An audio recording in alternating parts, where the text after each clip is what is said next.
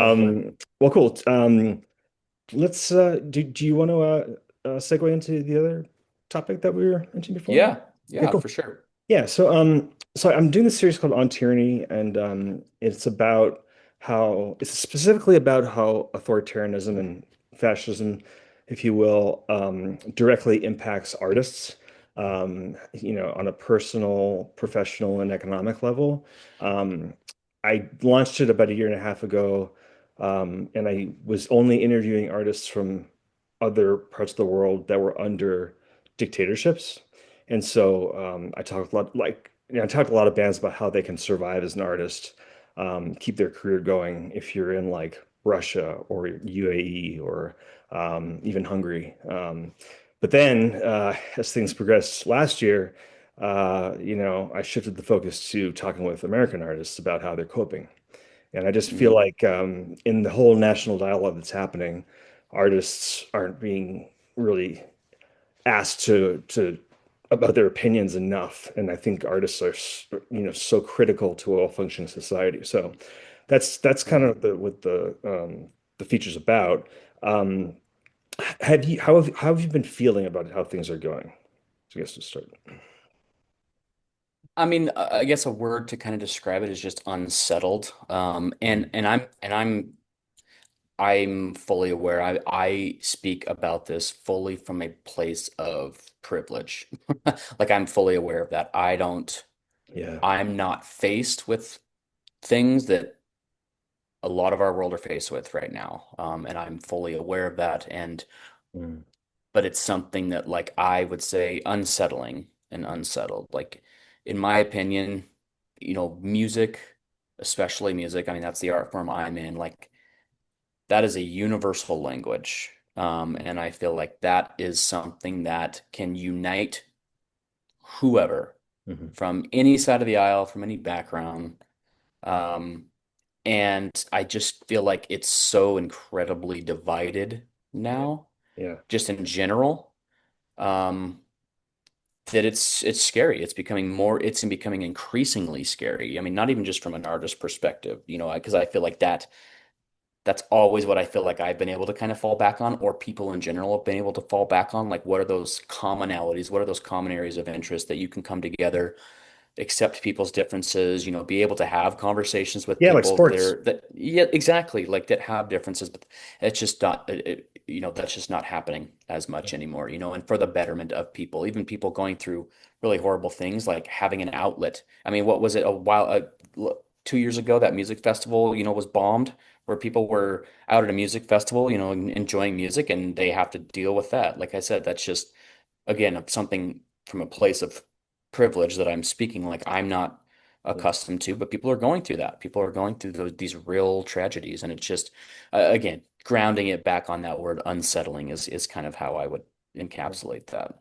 When you're writing, have you ever caught yourself like second guessing something that you might want to write? I don't Hmm. know if you've read Timothy Snyder's On Tyranny book, but one of his concepts is that authoritarian government, the fear that's instilled in people, what it leads to is people self-censoring, and it's not even always a conscious thing. They just think Hmm. like, it just so happens that the way they behave is being impacted by the fear that surrounds them.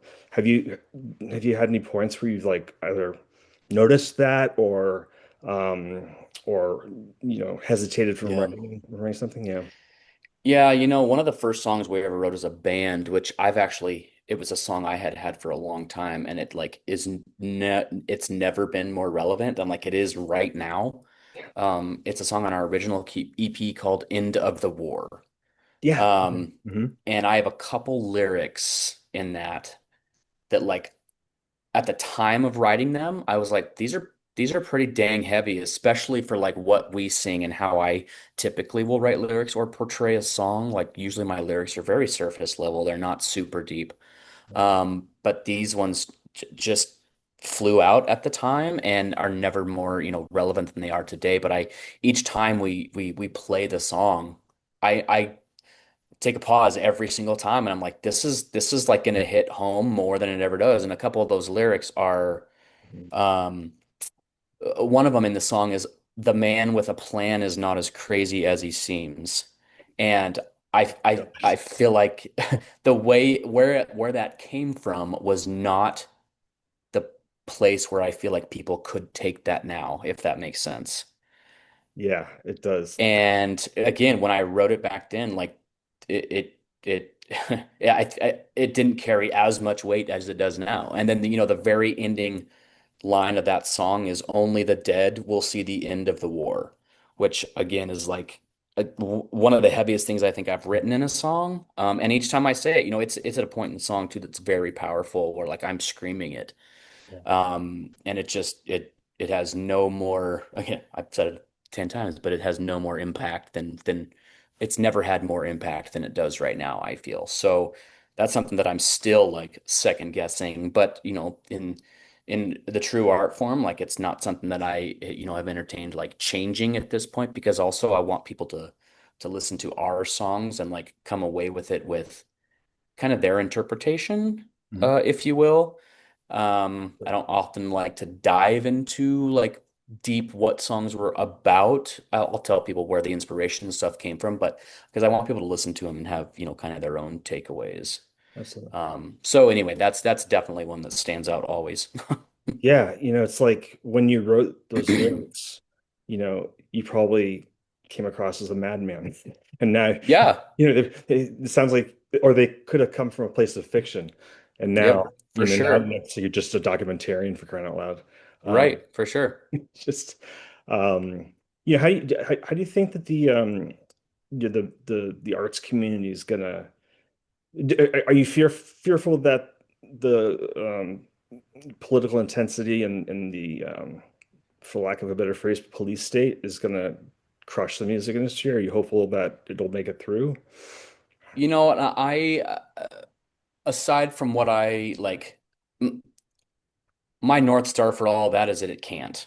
Hmm. Like it can't get to that point where it's crushing that. It can't get to the point where it's crushing people's creativity, artists' creativity, because it is that outlet, like I mentioned, that can, and we've seen it time and time and time and time again, uh, unite people, bring people together. And so I just live by the notion that it can't. It can't get to that point. I also am a firm believer, like we won't let it get to that point. Like it'll always rise above, no matter what is happening. To be able to have those creative outlets and those art forms that are just again working to, unite people. And I think we will get back to a point where it's not so completely polarized and divided, and that people can kind of come back to that common ground.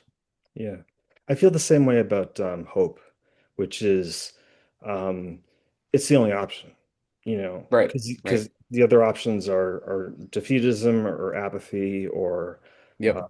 suicide or I mean, like Yeah, right. we've gotten to the point now where our options are so narrowed that if you can't be hopeful, that's your only tool in a lot of ways, Yeah. you know? Yep. 100%. I totally agree with